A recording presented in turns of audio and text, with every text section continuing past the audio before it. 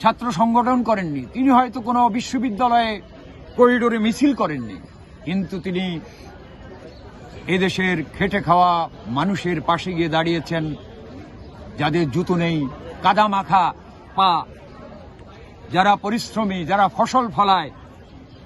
জিয়াউর রহমান সেই গ্রামের আলপথ ধরে হেঁটেছেন, কাদা মাখা পথে বসে পড়েছেন, খাল কেটেছেন, কৃষক, শ্রমিক, মেহনতি মানুষের মুক্তির কথা বলেছেন, কাজ করেছেন। সেখান থেকে ম্যাডাম খালেদা জিয়া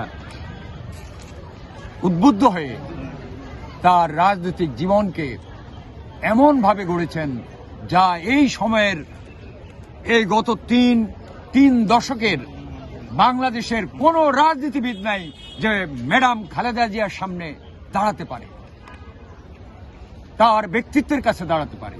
তার সততা, নিষ্ঠতা, আত্মত্যাগ, তার কারাবরণ, এগুলো সত্যি যে কোনো মানুষকে বিস্মিত করবে।